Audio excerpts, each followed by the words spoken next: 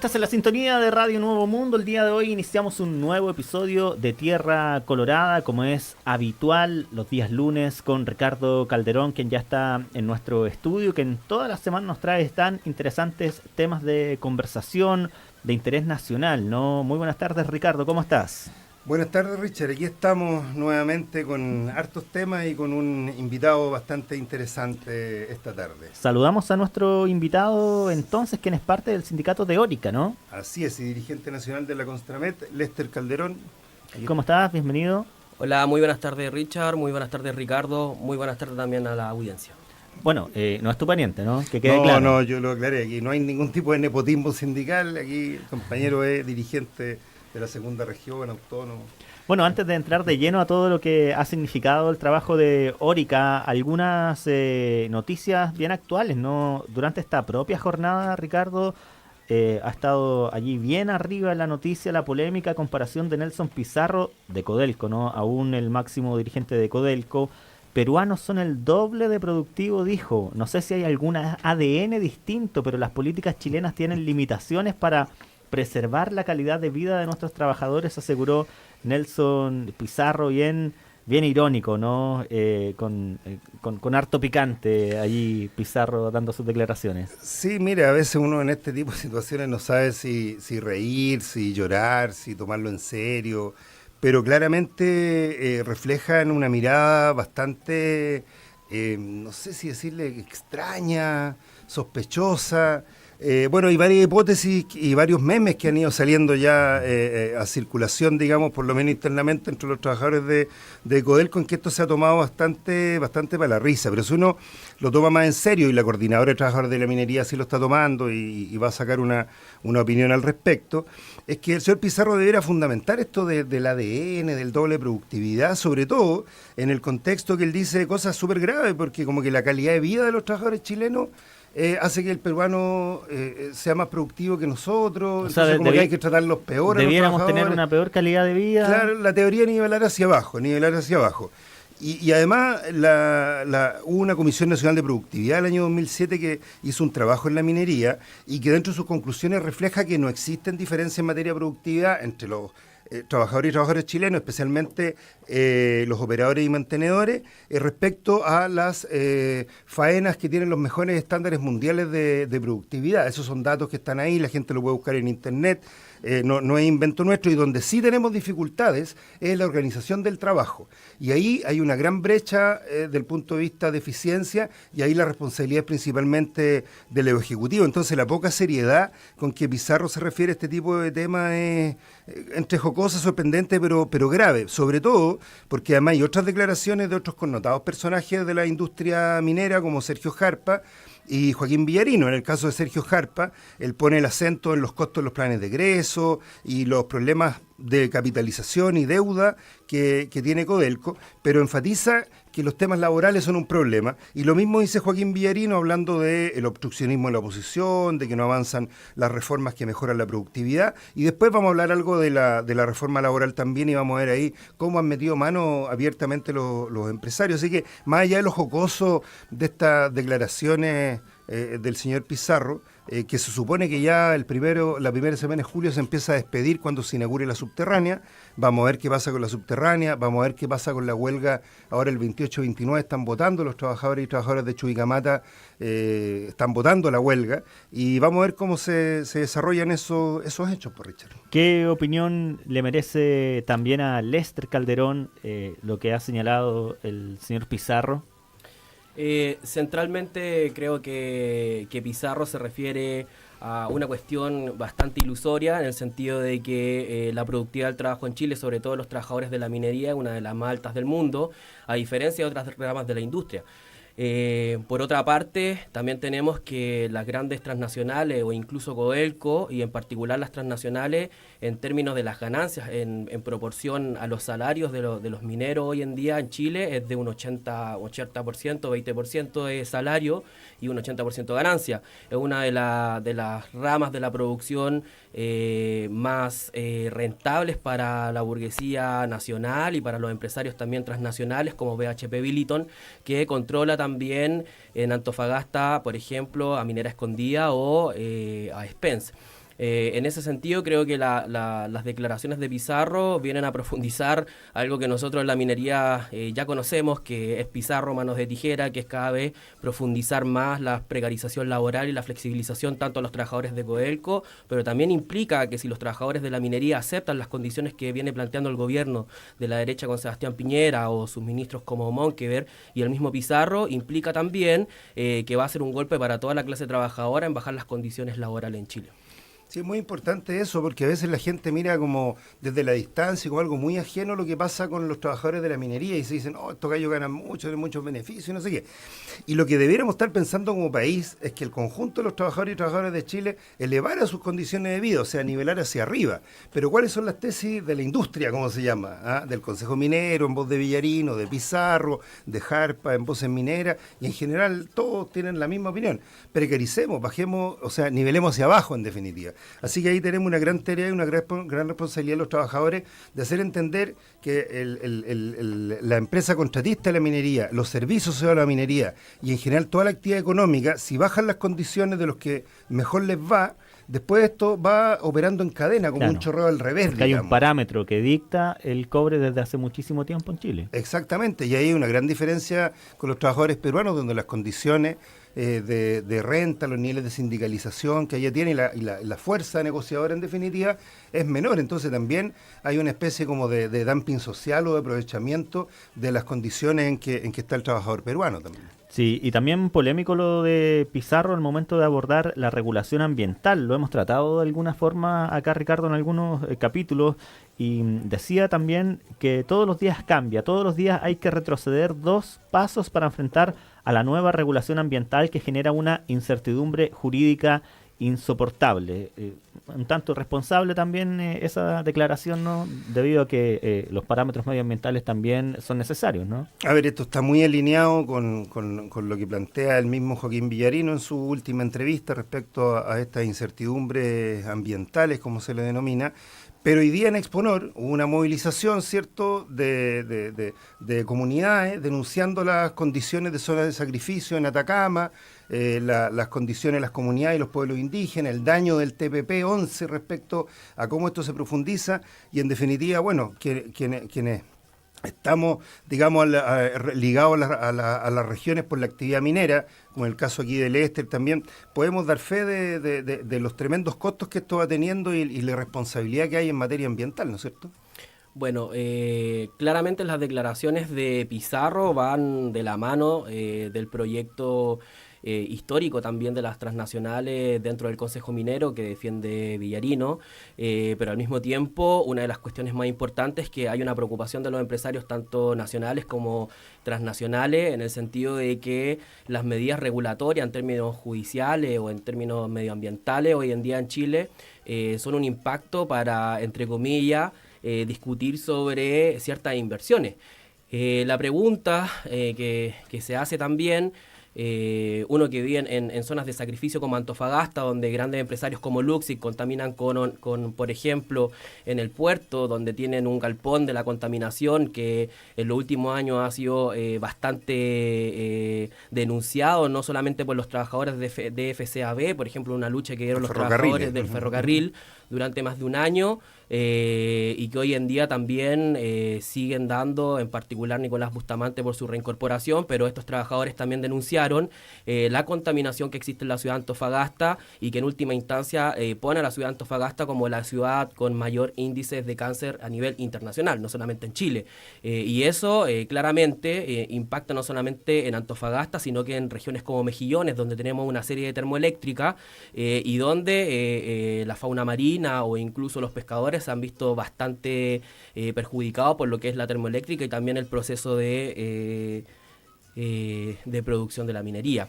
Hay un dato ahí súper importante que salió ahora, que es bien grave y que es importante que se sepa. En la región de Antofagasta hay datos de que 1 de cada 4 personas van a desarrollar algún tipo de cáncer.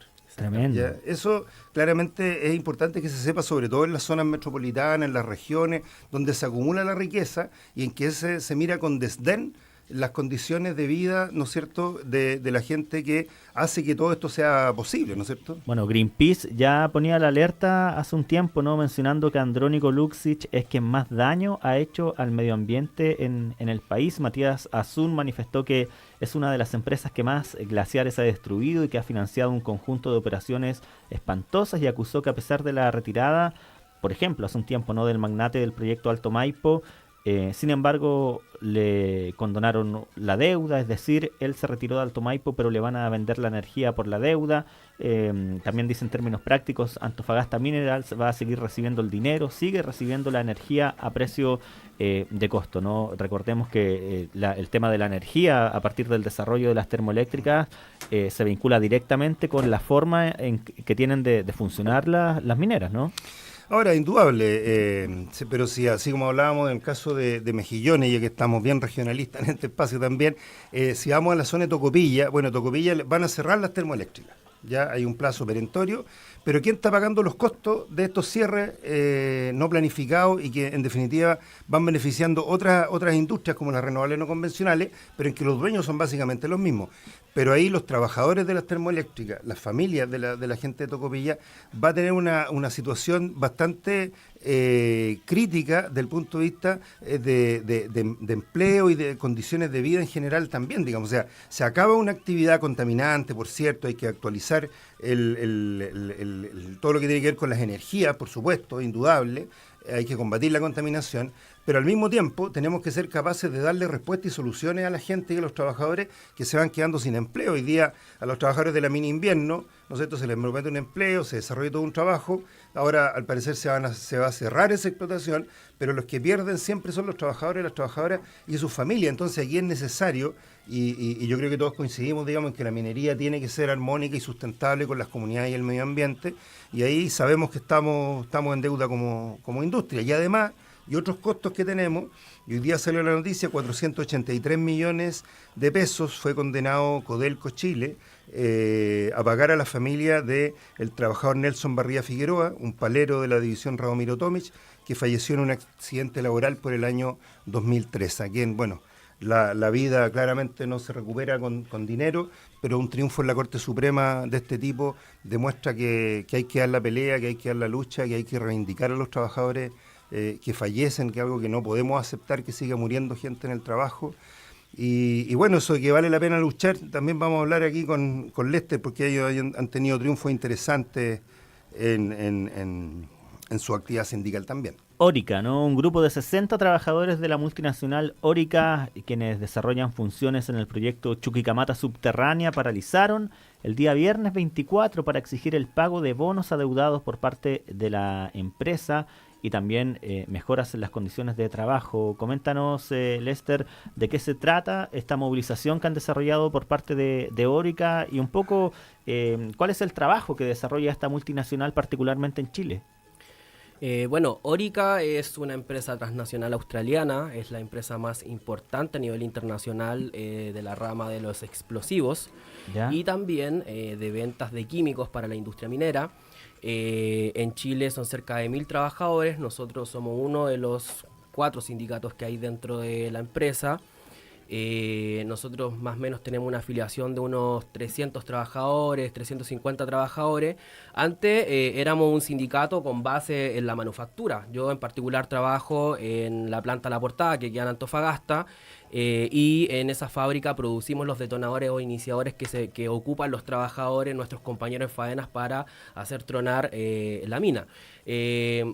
Una de las cuestiones más importantes, para un poco referirme más al contexto también en términos del sindicato, nosotros recuperamos el sindicato de dirigentes pro empresa el año 2016, comenzamos un proceso de democratización dentro del sindicato que fue muy importante, en donde nosotros establecíamos que la asamblea era soberana, por lo tanto las decisiones tanto en mesas negociadoras o incluso las decisiones ante la empresa generalmente son tomadas por la asamblea. Incluso en esta última paralización estuvimos más de 3 horas esperando que la asamblea votara el acuerdo con la empresa antes de volver a producir, es decir, antes de terminar la paralización, porque creemos que es un método de los trabajadores y creemos que eso también importa hoy cuando Tenemos, por ejemplo, casos a nivel de la organización sindical con un abierto cuestionamiento, por ejemplo, lo que viene pasando en la CUT, que es un importante cuestionamiento que se le abre también, pero al mismo tiempo creemos que la democracia sindical es uno de los factores más centrales para poder avanzar a la politización del movimiento obrero, porque justamente uno de los pilares de la dictadura y del plan laboral era la despolitización del movimiento obrero. Entonces, primero la democratización y luego métodos combativos, es decir, paralizaciones. Nosotros entramos al sindicato el año 2016. En noviembre del 2016 hicimos una primera paralización en contra de los despidos. El 2017 nuevamente paralizamos por beneficio y también porque se estaban incumpliendo el contrato el contrato colectivo. Y el 2018 nuevamente los movilizamos en las plantas por los despidos que ocurrieron. Y también en base a esa última paralización la empresa despidió a 4 compañeras y un compañero que como represalia a la movilización. Nosotros ganamos el juicio en abril de este año, el 2 de mayo, luego el Día Internacional de los Trabajadores y las Trabajadoras, reingresaron a la planta nuestros compañeros y nuestras compañeras. Y pensamos que es un gran triunfo no solamente para el sindicato de Orica, sino que un gran triunfo para los trabajadores, porque la señal que estamos dando es que, como decía el eslogan en ese momento del sindicato, es que sí sirve luchar, es decir, la reincorporación es en base a una paralización y también a una lucha judicial que dimos por más de un año como sindicato, y aparte de esto implica también algo que por así decirlo dio la justicia, pero que tiene que ver también con los métodos propios del sindicato. La combatividad también presiona a la justicia a decir que las paralizaciones, cuando son hechas democráticamente y decididas colectivamente por los trabajadores y las trabajadoras en contra de incumplimientos de la empresa, son legales. Sí. Y no fija un precedente también en términos judiciales, ¿no? Sí, es importante que se sepa y que se subraye, porque usualmente las empresas nos asustan a los trabajadores y los trabajadores se la creen. Oye, esta huelga no es legal, esta paralización no es legal, niños, esto le vamos a generar sanciones.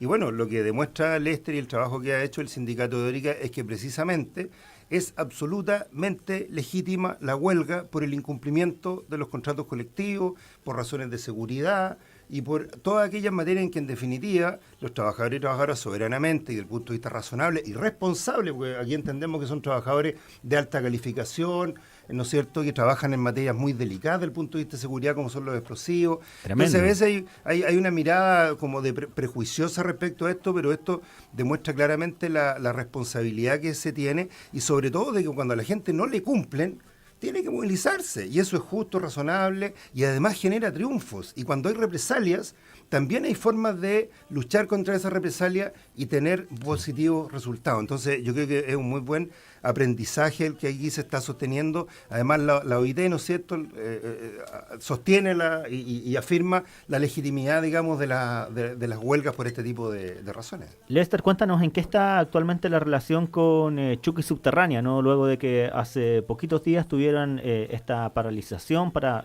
nuevamente sentarse a negociar. ¿Cuáles son los puntos de discordia? ¿Qué exigen ustedes y cuál es la disposición que tienen en la contraparte?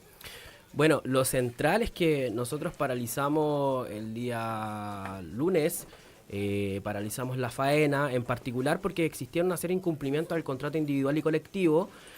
Como te decía, nosotros somos un sindicato de manufactura, de la industria en particular, y nos estamos extendiendo a diferentes faenas. Una de estas es Chuquicamata Subterránea, Lomas Valla, El Peñón, o otras faenas que están dentro de la región de Antofagasta, y en particular el conflicto se inicia porque la empresa adeudaba una serie de pagos por convenios colectivos individuales. Decidimos con los trabajadores colectivamente paralizar, que los trabajadores hicieron una paralización de brazos caídos, y esto tuvo una repercusión muy importante porque inmediatamente la empresa se sentó a negociar. En un día pudimos resolver en base a compromisos, pero también en base a que nosotros en general como sindicato no negociamos con la empresa si es que no es con una medida de fuerza impuesta, es decir, no negociamos sin paralizaciones en los hechos. ¿Y por qué? No es porque seamos intransigentes, sino que ya se había dado un preámbulo donde nosotros ya habíamos dado aviso a la empresa de todos los incumplimientos en términos de salario, en términos de beneficio y también en términos de seguridad. O sea, se agotan las instancias de diálogo. Claro, eso es importante señalarlo. O sea, se agotaron todas las instancias de diálogo y ahí entramos con una medida de presión, una medida de fuerza, que yo creo que fue muy importante, no solamente porque sea una medida de fuerza, sino que también porque le da confianza a los trabajadores en sus propias propias fuerzas. O sea, no es necesario permanentemente confiar en otra, por así decirlo, fuerza, sino que el trabajador al mismo tiempo que va tomando confianza, que también tiene una percepción, una autopercepción de que también es sujeto de cómo el trabajador puede avanzar a conquistar no solamente beneficios sindicales o reclamos sindicales, sino que cómo puede ser también un factor político en la sociedad donde hoy en día, en general, la derecha o la ex nueva mayoría lo que nos dice es que solamente los políticos pueden hacer política, y estos políticos, como sabemos, están involucrados en casos de corrupción, como el caso Penn, está el caso Sukimich. Entonces, no es solamente una señal sindical en términos del reclamo económico, sino que también es una señal de que los trabajadores, cuando agarran confianza, podemos también no solamente discutir nuestros reclamos, sino que incluso pasar por una cuestión más política igual. Y en el contexto de la crisis de todas las instituciones que hoy día aparecen en encuestas señalando eso, es importante que la gente y los sindicatos ahí juguemos un rol de legitimidad, de transparencia, de participación, para que la gente confíe y efectivamente se constituyan ciudadanos, porque vamos a hablar en algún momento, ¿no es cierto?, reforma tributaria, reforma previsional, reforma laboral. Hoy día tenemos un tema bien contingente que es inevitable seguirlo, porque en la medida que uno lee el texto, Richard, uno lee... ¿Tiene la reforma laboral ahí? Sí, claro, Ricardo? tenemos el texto, tenemos el informe de productividad. No, sí, mira, los dirigentes sindicales tenemos que dedicarle mucho al estudio, ¿no es cierto, Lester? Tenemos que trabajar, la tiene toda estudiada ya. Es que es nuestro trabajo, pues, si los compañeros dicen, oye, ¿de qué se trata la reforma? ¿Cómo es esto? ¿Es bueno, es malo, nos afecta? ¿Y es más terrible de los títulos? Es más terrible de lo que se viene. Claramente este es un escenario donde si los trabajadores de este país no salimos a la calle y no nos movilizamos frente a esta reforma, es que en realidad nos merecemos una epidemia de ébola sobre Chile. Realmente, no sé, usted ha analizado este tema ya en la Constramet, en el sindicato, le han echado un vistazo a esto, los titulares se ven feos, pero cuando uno empieza a ver lo que llaman la letra chica, que no es la letra chica, que es simplemente leer la ley, pues si no hay que quedar solo con la propaganda, hay que leer el articulado, estudiarlo, tenemos que sacarle el jugo a los abogados, pero los que en definitiva tenemos que aprender somos los dirigentes. Sí, ¿qué te parece en primera instancia, Lester, lo que se ha conocido de la reforma laboral? En general, lo que han sostenido representantes sindicales, especialistas laborales, es que se apunta hacia una flexibilización en muchos sentidos, ¿no? Esta cuestión de los horarios finalmente puede ser un gran riesgo para la base de los derechos laborales, la base del impedimento de abusos, ¿no? En términos de horarios de colación, de feriados, de vacaciones incluso. Hay una cuestión incluso filosófica detrás de esta cuestión de la libertad, de los horarios. ¿Cuál es tu mirada respecto a esto que ya se ha conocido de la reforma laboral nueva? Sí, mira, primero que todo, igual quería apuntar que la flexibilización laboral en Chile no partió con el gobierno de Sebastián Piñera, ni tampoco con el proyecto de modernización laboral, sino que también comienza el año 2001 en el gobierno de Ricardo Lagos, cuando se autorizó y cuando se legisló sobre los part-time, primero partiendo por eso. Después, el año 2017, cuando comenzó la reforma laboral del gobierno de Michelle Bachelet, estaban los pactos de adaptabilidad que en su momento se iban a hacer en acuerdos con los sindicatos, y hoy tenemos una serie y una batería de reformas importantes y profundas por parte del gobierno de la derecha que apuntan a la flexibilización. Primero, el Estatuto Laboral Juvenil, segundo, el proyecto de modernización laboral. Ahora, refiriéndome en particular al proyecto de modernización laboral, yo creo centralmente que hay una cuestión re importante que lo plantea Ricardo, pero yo quería igual un poco profundizar. Nosotros en general en la minería y también en las industrias tenemos una serie de jornadas, de turnos excepcionales. Para mí, yo creo que lo que está tratando de hacer el gobierno, una discusión que también tenemos con los compañeros a nivel nacional de diversos sindicatos, que lo que trata de hacer el gobierno es primero... la pregunta que nos hacemos es por qué hoy el gobierno, frente a una debilidad política con un 33% de aprobación hoy, con una serie de cuestionamientos no solamente a la reforma de pensiones, sino que también en su momento a la reforma tributaria, que lo único que hacía era enriquecer a los más ricos de Chile con más de 600.000 millones que le ahorraban en tributo. En su momento también lo de la semana anterior o la última semana, lo de la reforma de pensiones, que tiene que ver también con el rechazo que existe también a las ganancias de la AFP, y esas mismas ganancias que hoy en día mantienen la AFP son las mismas ganancias que que hoy se van a inversiones dentro de los grupos monopólicos más importantes de Chile, como el grupo Luxi, como el grupo Sayeb, como el grupo Mate, que en última instancia los mismos trabajadores somos los que les financiamos las empresas a los grandes monopolios, y que no solamente son monopolios empresariales chilenos, sino que también, por así decirlo, fugan capitales a otros países. Pero en el sentido de la reforma laboral, una de las cuestiones más importantes es la flexibilización horaria busca mayor ganancia, mayor extender el horario para mantener las ganancias. No es ninguna, por así decirlo, ganancia para el trabajador, como es el marketing que ha hecho el gobierno. En última instancia no es solamente titulares, sino que ha hecho un marketing importante. Usted es dueño de su tiempo, claro, es el más libre, ¿no? No es así. Es muy bueno el marketing, sí, Sí, muy bien. Hay que reconocer bueno. que el marketing es bueno, Sí. sí, claro. Pero el problema es que nosotros que trabajamos en jornada excepcional sabemos que esas 12 horas diarias, el cuerpo, por una cuestión incluso de salud laboral, las jornadas excepcionales hoy en día, que el mismo proyecto lo que trata de hacer es que los empresarios con los sindicatos lo acuerden, o incluso cuando no hay sindicato con los trabajadores, es justamente ¿por qué? Porque también hoy en día lo regula la Inspección del Trabajo y la ADT, porque en particular tiene repercusiones en la salud de los trabajadores y las trabajadoras. Entonces no es solamente ganar tiempo, sino que tiene que ver tiene que ver con que las empresas tratan de buscar las mejores y las mayores ganancias hoy, cuando el crecimiento económico es bastante endémico, es bastante no es rimbombante, ni hay un boom de crecimiento económico, y lo que hacen los empresarios hoy en día en Chile, y lo ha dicho la CPC y la SOFOFA, creo que hoy día o ayer, quieren presionar al gobierno para que justamente los empresarios tengan mayores ganancias. Entonces, más allá de enfocarme en lo que significa en particular la flexibilización horaria, que yo acuerdo totalmente con Ricardo, hay que buscar el objetivo del gobierno, qué es lo que está buscando y qué es lo que están buscando los empresarios. Ahora, una sola cosa antes de terminar. Sobre este punto, me quería referir también a algo importante, que no es solamente buscar que los trabajadores y las trabajadoras laboren mayor tiempo, sino que, por ejemplo, algo que decía Ricardo antes, la pregunta es que esos nervios y esos músculos que trabajan permanentemente en las labores y en los puestos de trabajo, que se gastan con más horas laborales, salió ahora en abril una de las encuestas de la Suceso, y por ejemplo dice que los accidentes laborales en Chile, un trabajador muerto cada día. Hay más de 28.000 trabajadores con enfermedades laborales y con accidentes laborales en Chile. O sea, es decir, la flexibilización laboral, ya sea por la vía del planteamiento que hace el gobierno, es también una repercusión también en la salud de los trabajadores, que en un alto porcentaje tiene que ver con enfermedades musculoesqueléticas, pero también de estrés y también psicológica. Y eso es lo que el gobierno no quiere hablar y no quiere discutir. Y en ese sentido, me quería referir igual a algo que es importante, que una de las cuestiones paralelas que se viene discutiendo son las 40 horas que ha tratado de discutir el alcalde de Jadwe, en Recoleta, que si bien nosotros y el vemos... proyecto de la diputada Vallejo y el debate que hay en el Congreso, claro. Claro.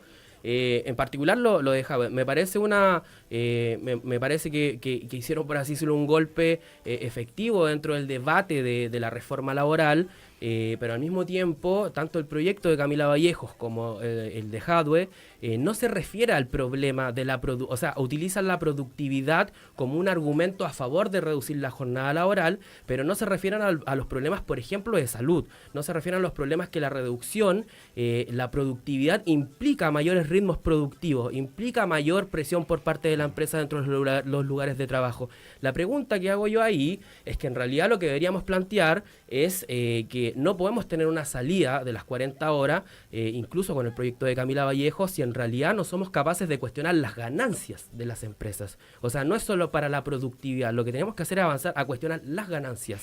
Sí, hay una tesis ahí de los trabajadores alemanes, que son de los sindicatos más poderosos del mundo, en que ellos establecían, precisamente a partir del concepto de las ganancias, de que los trabajadores tenían que participar en las ganancias y en la riqueza generada de dos maneras. Uno, a través de obtener una parte directa de esta, bonos variables, no sé, participación en los gananciales, cualquier forma se le puede aplicar. Y lo otro era también en ganar más tiempo libre.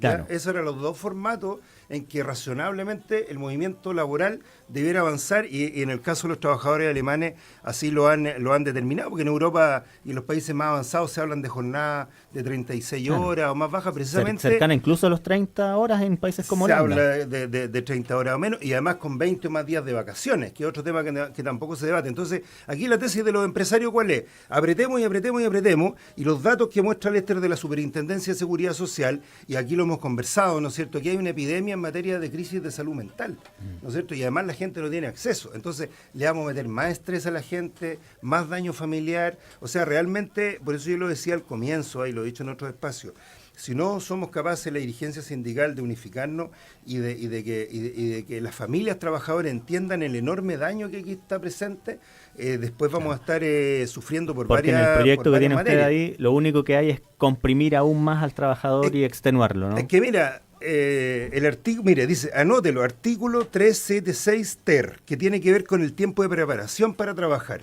Hoy día muchas de estas actividades que tienen que ver con el cambio de ropa, el aseo personal, el traslado dentro del lugar de trabajo, o sea, los trabajadores tienen que desplazarse largas horas, llegar a una casa de cambio, cambiarse la ropa, ponerse ropa de trabajo y después trasladarse a los frentes de trabajo. Esto puede demorar 1 o 2 horas dependiendo de la actividad y las complejidades de la tarea. Y además, después la gente tiene que cambiarse ropa y todo, porque ¿qué te va a llevar y vaya a meter la ropa contaminada, digamos, a la lavadora una logística con la de tu importante. familia? O sea, claro, ¿por qué no lavas la ropa en la casa? Bueno, la ropa está contaminada. Son cosas que la gente no sabe, tiene que saberle respecto al trabajo minero. Bueno, la entrega de turnos, que son hoy día temas que uno negocia, la aclimatación y otras que sean necesarias para el desarrollo de la labor convenida, tanto por razones de salud o seguridad, o sea, las charlas, por ejemplo, de seguridad y otras actividades que se hacen así, del proceso productivo, de imagen corporativa, esto tiene que ver con la estética, digamos, de los trabajadores, o por exigencia del empleador. Exigencia, sí, arbitraria, exigencia del empleador. No serán imputables a la jornada ordinaria o extraordinaria de trabajo. Y hoy día, parte de esto es imputable. Entonces estos detalles, esta letra chica, tenemos que irlo socializando, y está escrito. Es bastante grave, ¿no? Esto yo no lo tenía otra vez.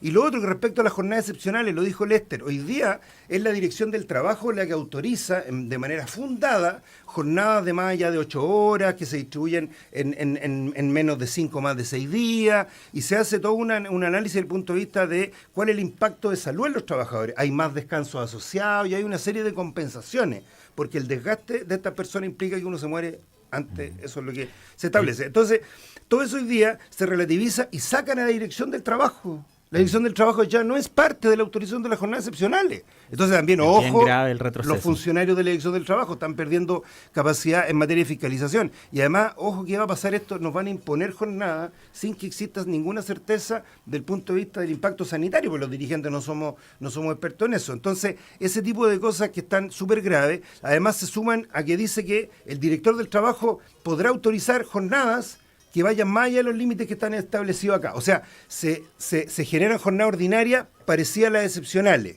Y las jornadas excepcionales se destruye la idea de... No, esto es la destrucción de los límites trabajo, y la regulación ¿no? del trabajo. Sí, lo que está en juego es algo muy profundo, ¿no? Igual yo quería comentar una cosa que me parece importante, 2 puntos que Ricardo no se ha referido.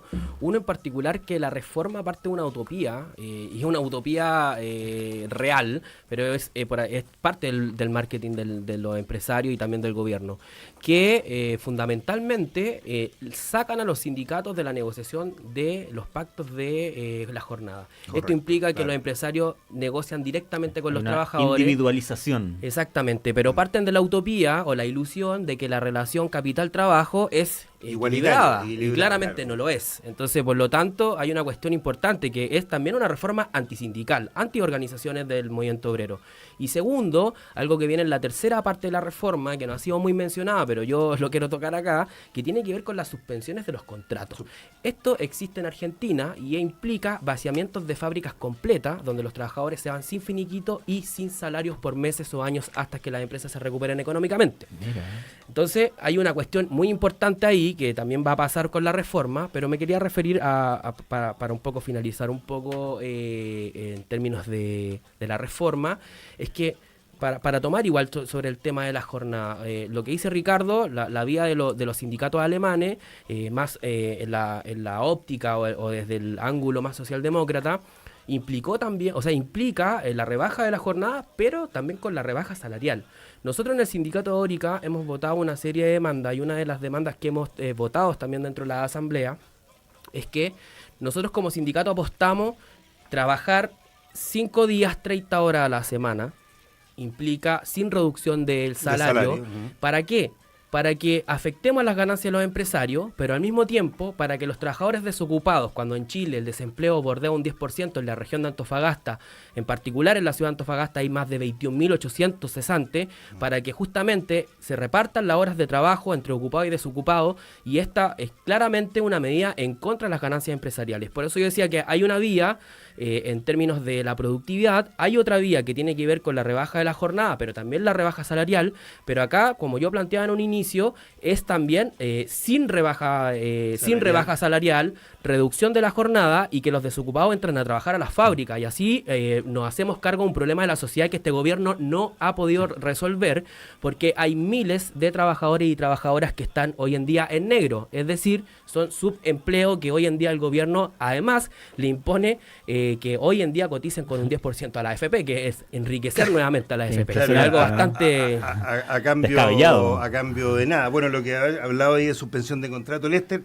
está en el 158 bis de la reforma, suspensión de contrato, tema bien amenazante, y un tema aquí, bueno, estamos un poco cargados a los machos, digamos, pero saludamos aquí a la compañera periodista que está presente ahí haciendo el trabajo tras las cámaras.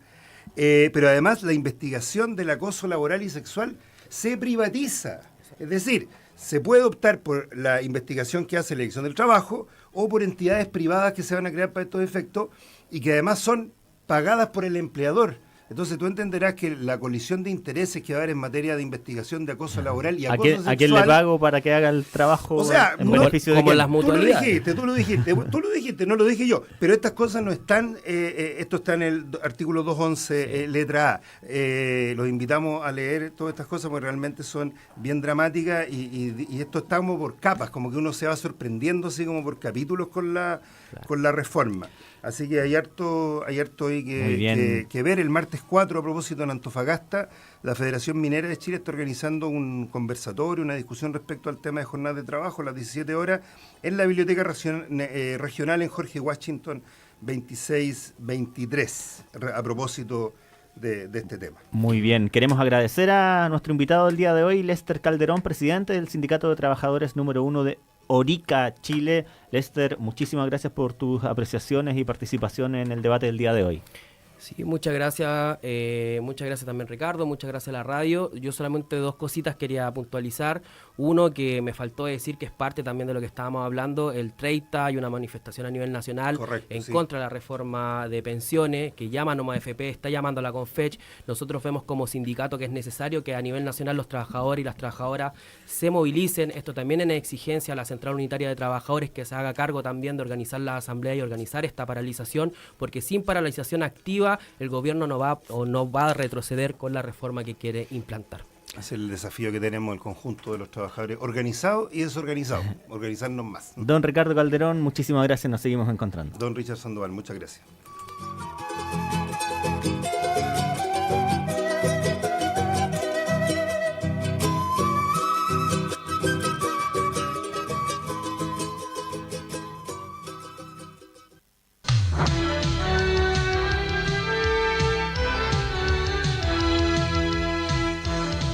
Entre telones del deporte de Radio Nuevo Mundo, de lunes a viernes, desde las 13:30 a 14:30 horas. Todo el acontecer deportivo nacional e internacional junto al equipo